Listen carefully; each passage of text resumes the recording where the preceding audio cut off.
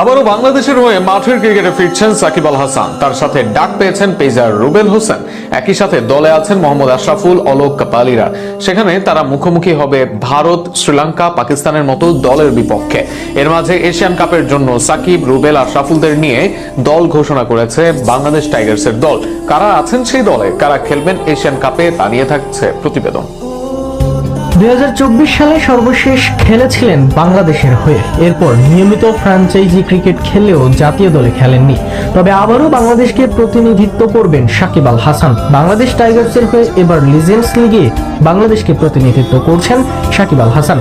তার সাথে ডাক পেয়েছেন বাংলাদেশের সাবেক পেসার রুবেল হোসেন।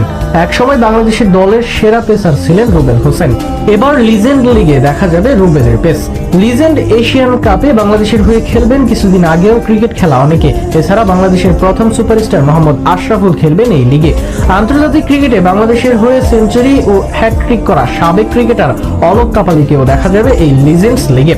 থাকবেন জাতীয় দলের সাবেক তারকা নাঈম ইসলাম, যিনি আলোচিত ও পরিচিত ছক্কা নায়ক হিসেবেই।